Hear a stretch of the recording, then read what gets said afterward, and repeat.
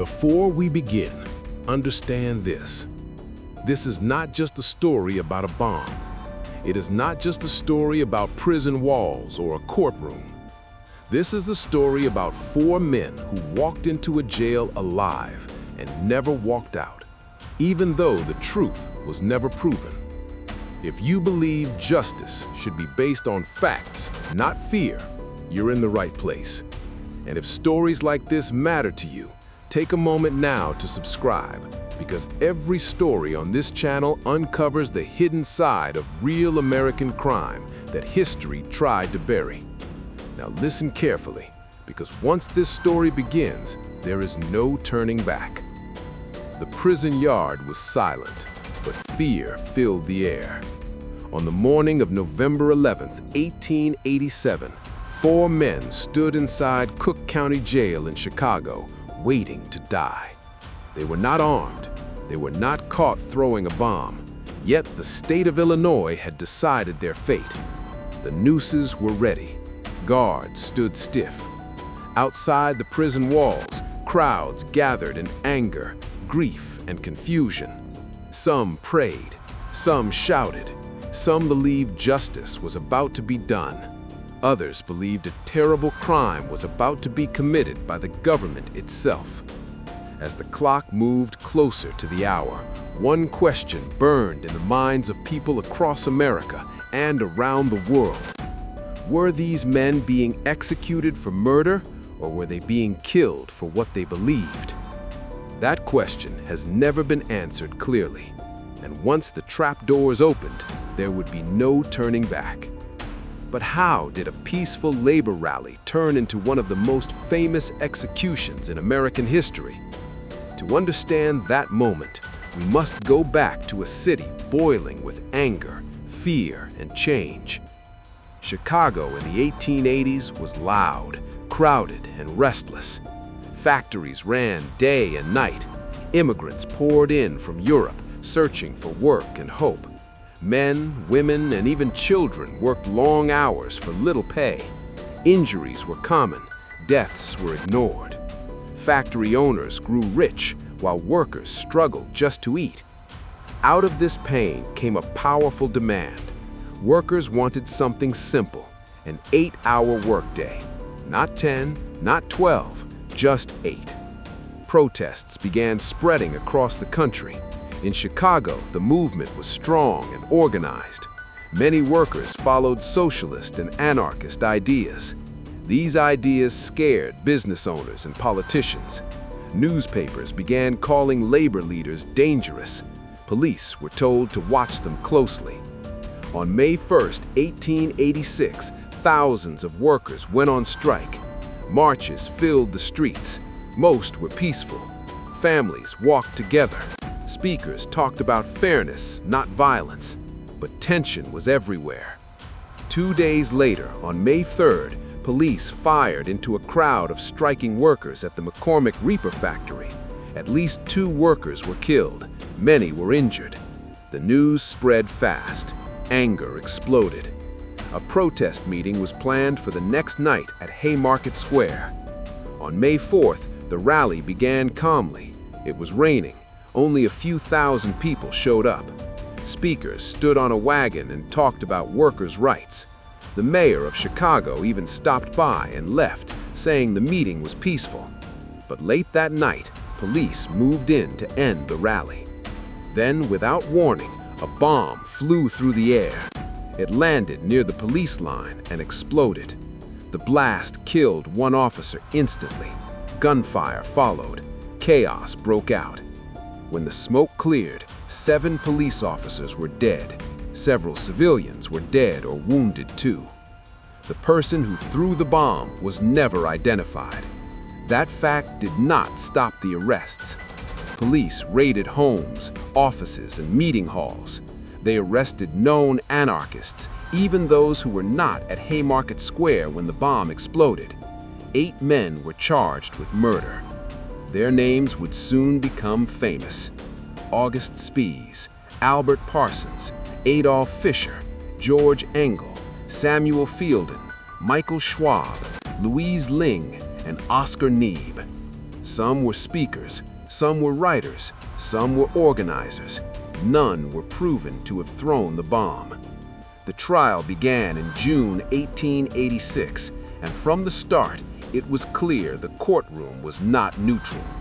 The jury was carefully chosen to avoid anyone sympathetic to labor. Newspapers called the defendants monsters before any evidence was heard. The judge allowed weak testimony and ignored serious problems with the case. Prosecutors argued something dangerous. They said the men were guilty not because they threw the bomb, but because their words inspired violence, because they believed in anarchism, because they challenged authority.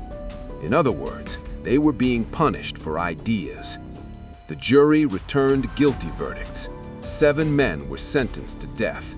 1 received a long prison sentence. The world reacted in shock. Protests erupted in Europe and across the United States. Famous writers, religious leaders, and politicians begged for mercy. They said the trial was unfair. They said this was not justice. Inside prison, the men waited. Days turned into months. Appeals were denied. Clemency requests were rejected. The walls closed in. Then something unexpected happened. In November 1887, just days before the executions, Louis Ling was found dead in his cell. Officials said he had taken his own life using a small explosive device. Some believed he did not want the state to kill him. Others believed something darker had happened. Now, only 4 men remained sentenced to die. The governor reduced the sentences of 2 others to life in prison. Oscar Neebe remained behind bars, but for Spies, Parsons, Fisher, and Engel, the end was near. The night before the executions, each man was allowed to write final letters. They wrote to families, to supporters, to the future. One wrote that history would judge their deaths more loudly than their voices ever could. As dawn broke over Chicago, the prison prepared. The men were let out one by one. Shackles clinked. Faces were calm, but eyes told a different story. Some prayed, some stood silent. One shouted words that would echo for decades. The trapdoors were set, and in that moment, America crossed a line it could never erase. But what happened next would change how the nation remembered this case forever. And when the bodies were cut down, the story did not end. It only grew louder. Because years later, the truth would return in a way no one expected. And it would force the country to ask again, was this justice? Or was it political revenge? Stay with me. The prison doors slammed shut, but the noise outside grew louder. On the day after the executions, Chicago did not feel calm. It felt wounded. Black flags hung from windows. Factories stopped work. Thousands of people filled the streets, not to riot, but to mourn. The men were gone, but their deaths had lit a fire that could not be put out. Funeral processions stretched for miles. Workers walked in silence. Mothers held their children close. Police lined the roads, watching carefully, afraid that grief might turn into rage. Newspapers across America argued with each other. Some praised the hangings as justice. Others called them a stain on the nation. And inside the prison, the remaining Haymarket prisoners listened to the echoes of a world changing without them. Michael Schwab and Samuel Fielden sat in their cells, alive but broken. Oscar Neebe remained locked away, sentenced to years behind bars. They had escaped death, but not punishment. Every sound of keys, every step of a guard reminded them that they were still prisoners of a trial many believed was unfair. Outside, questions refused to disappear. Who really threw the bomb? Why was no solid proof ever shown? Why were men executed for speeches and writings instead of actions? These questions haunted the case like a shadow. As months passed, new voices joined the debate. Lawyers studied the trial records and found serious problems. Witnesses had changed their stories, evidence had been rushed. Jurors admitted they were afraid to rule any other way. One by one, cracks began to appear in the wall that had once looked solid. Then came a turning point no one expected. In 1893, Illinois had a new governor. His name was John Peter Altgeld. He was not a radical. He was not an anarchist. He was a businessman and a politician, but he believed deeply in fairness. Altgeld decided to reopen the Haymarket case. What he found disturbed him. He read transcripts late into the night. He reviewed police actions. He examined how the jury had been selected. Again and again, he saw bias, pressure, and fear driving the process instead of truth. He reached a conclusion that shocked the nation. The trial had not been fair. In June 1893, Governor Altgeld issued a full pardon to the surviving Haymarket prisoners.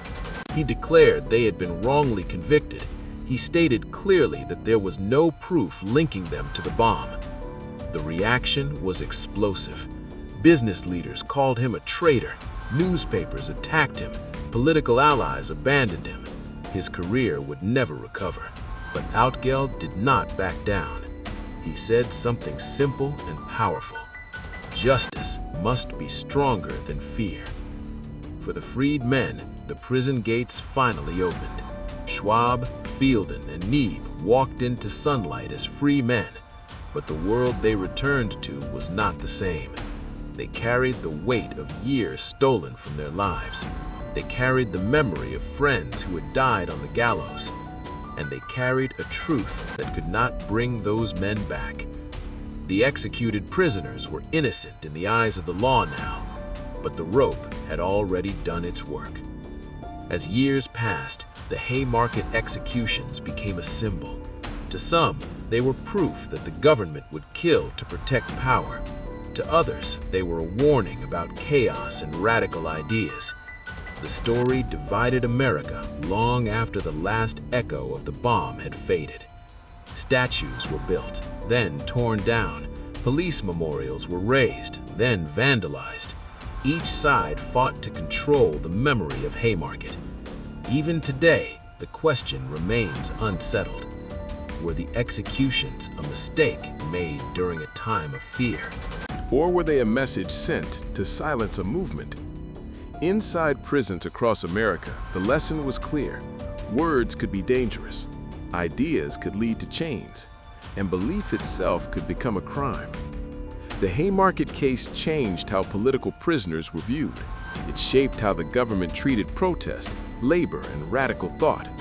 It showed how quickly justice could bend when society felt threatened. And it left behind one final, chilling truth. Once a nation accepts killing men for what they believe, not what they prove, the line between law and revenge disappears.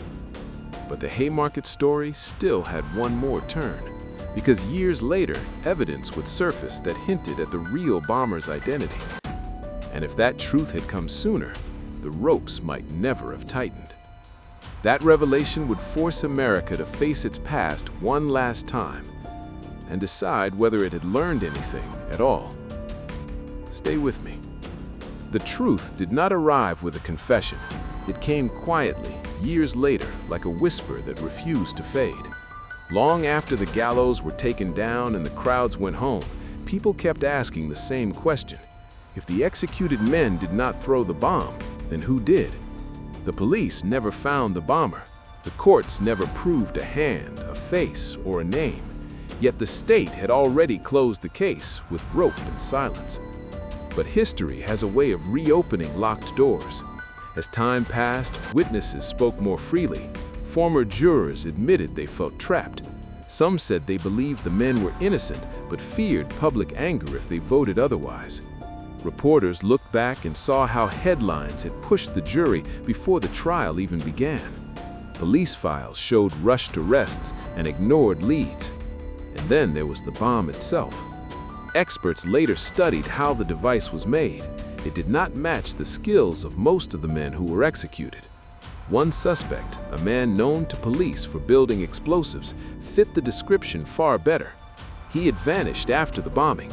He was never brought to trial. His name faded while others died. By then, it was too late. The men hanged at Cook County Jail could not be pardoned from the grave. Governor Altgeld's pardon had cleared the survivors, but it could not bring back the dead. Their families carried loss that no document could heal. Wives grew old alone. Children grew up without fathers. Graves became places of quiet anger. Yet something powerful happened. The Haymarket Prisoners became symbols. Workers around the world remembered them every May 1st.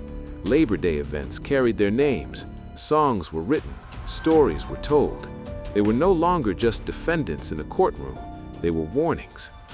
Warnings about fear. Warnings about power. Warnings about what happens when justice is rushed. Inside American prisons, the case left deep marks. Political beliefs were watched more closely. Protest leaders were treated as threats. Guards learned that silence could be enforced not just with walls, but with fear.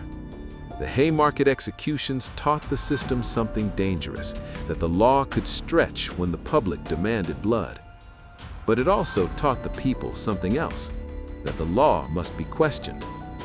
Years later, monuments went up and came down.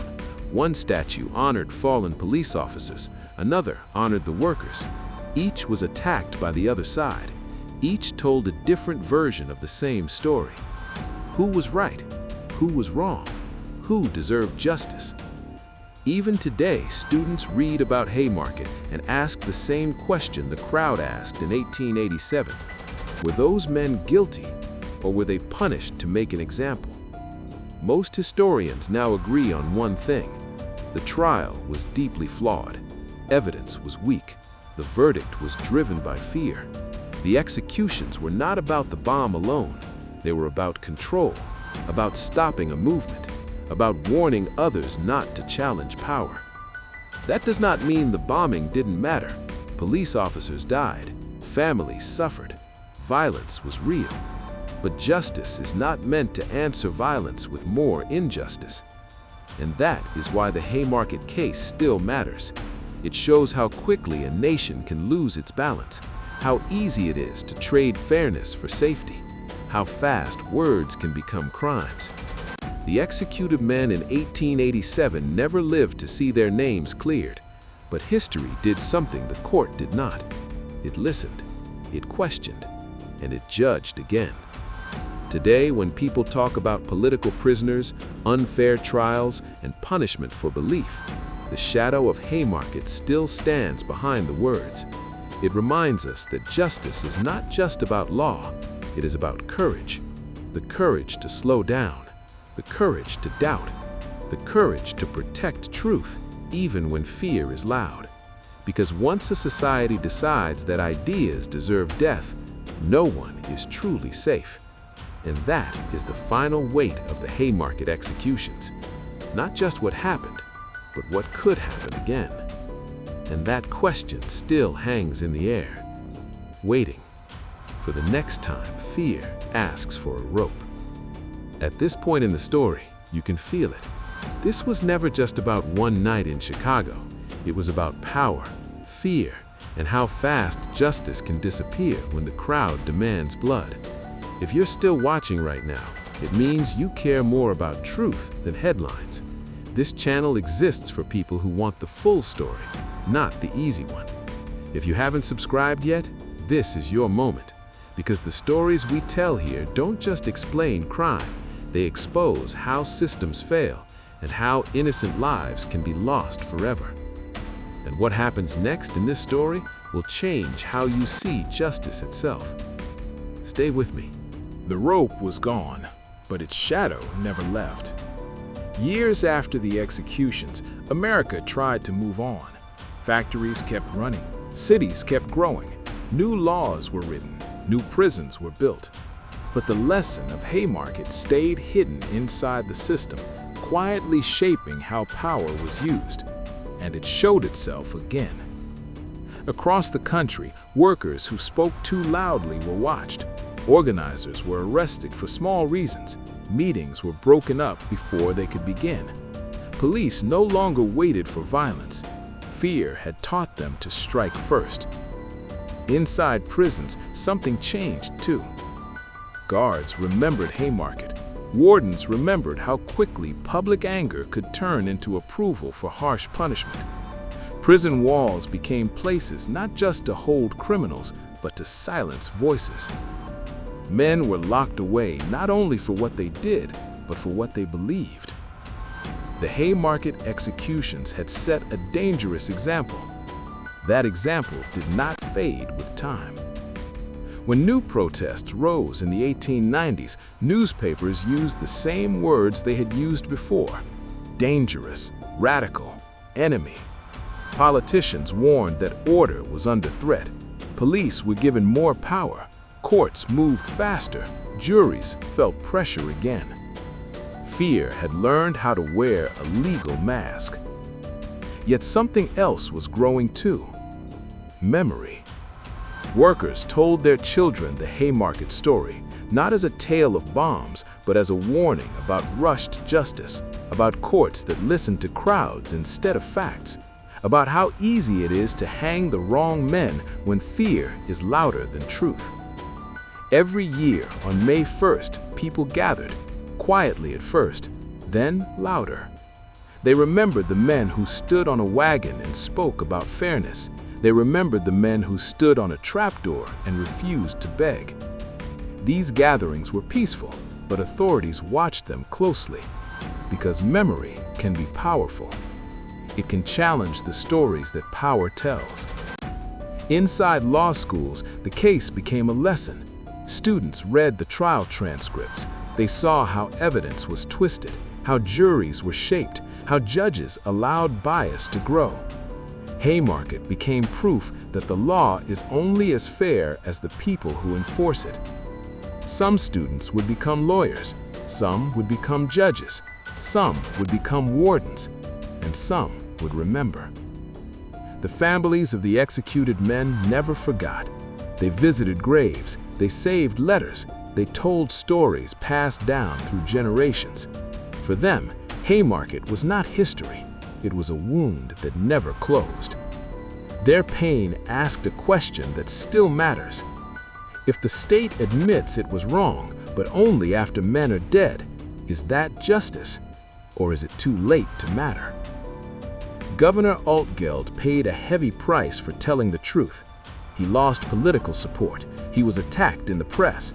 His career ended early. But history treated him more kindly. Today, he is remembered as a man who chose fairness over power.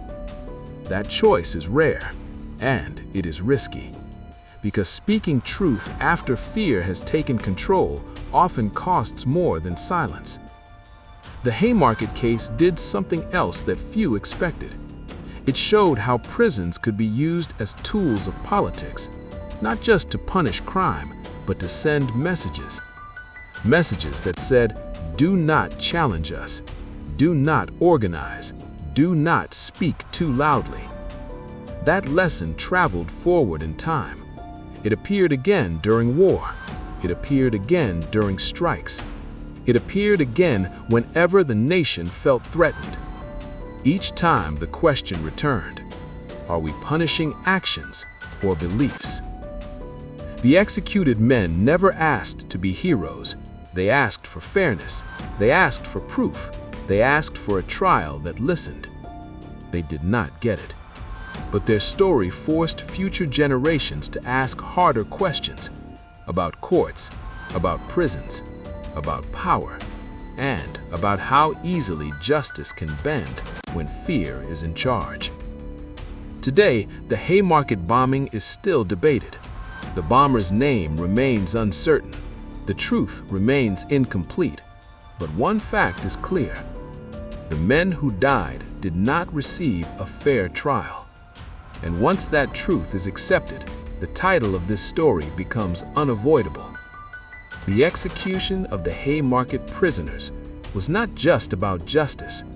It was about control. It was about fear.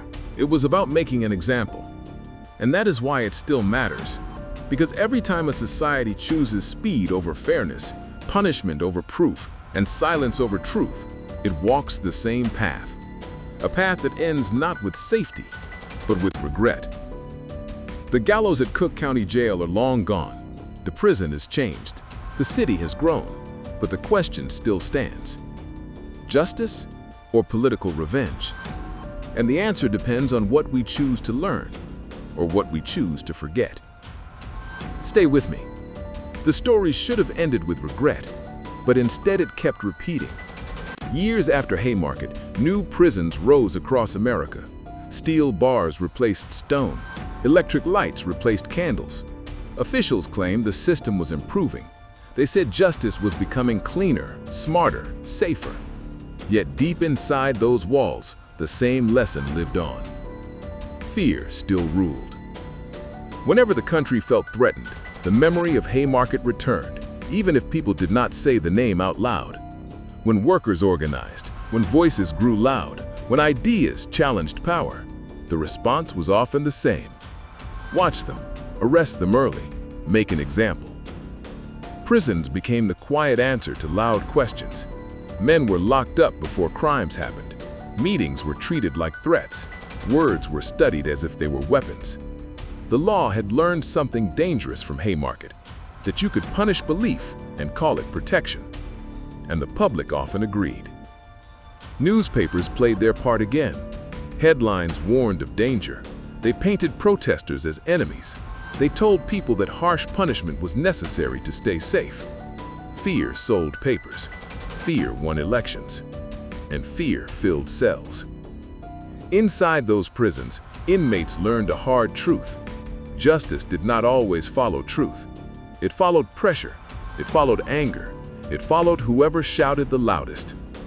Some prisoners had committed crimes. Others had only spoken. But bars do not tell the difference. The Haymarket case had opened a door. Once opened, it was hard to close. Yet resistance never fully disappeared. Teachers told the story quietly. Lawyers argued harder. Judges sometimes remembered the past and slowed things down. The case became a warning, passed from one careful mind to another. Do not rush. Do not assume. Do not confuse fear with facts. But warnings are easy to ignore when panic returns. And panic always returns. In later years, when new threats appeared, the same old question came back. Is this about safety, or is this about control? Haymarket taught America how thin that line can be. The men who were executed never saw the world change, but their deaths shaped it. Their names were spoken whenever justice was questioned, whenever prisons were used to silence instead of protect. They became ghosts in the system. Not haunting, watching, waiting. Their story asks something uncomfortable. If the state can kill innocent men once under pressure, what stops it from doing so again? The answer is not laws alone. Laws existed in 1887. Courts existed. Judges existed. What failed was courage. The courage to stand against the crowd. The courage to say, we do not have proof. The courage to wait. Without that courage, justice becomes a performance, a show to calm fear, a sacrifice to restore order. That is what Haymarket truly exposed. Not just a bad trial, but a weak moment. A moment when fear won. And moments like that shape history more than we like to admit. Today, when people argue about prisons, protests, and punishment, Haymarket is still there, hidden behind new names, new threats, new laws. But the question is the same. Are we punishing actions or beliefs? Are we protecting lives or protecting power? The answer decides who sleeps free and who sleeps behind bars. The executed men asked one thing before they died, that the truth would matter someday. In a way, it did. Not enough to save them, but enough to warn others. That warning still stands. Because justice is not tested when it is easy, it is tested when fear is loud, when crowds demand answers, when leaders want calm at any cost. That is when the rope feels tempting. And that is when history leans closer, watching, waiting to see if we remember or if we repeat. Stay with me. The final lesson of Haymarket was not written in a courtroom. It was written in silence. Long after the crowds faded and the headlines stopped shouting, the executions remained, heavy and unmoving, like stones placed on the nation's conscience. No new trial could erase them. No pardon could undo the drop of the trapdoor. The men were dead, and America had to live with that choice. That is how this story truly ends. Not with certainty, but with responsibility. The Haymarket prisoners were not proven bombers. History now agrees on that. The real person who threw the bomb was never identified with proof strong enough to stand in court. What was proven, years too late, was something else. Fear had replaced fairness. Ideas had been treated as weapons, and punishment had arrived before truth. That is why this case refuses to die. Because it is not just about 1887. It is about every moment after, when power feels threatened and justice feels slow. Haymarket shows how easy it is for a system to convince itself that speed matters more than accuracy, that silence matters more than rights.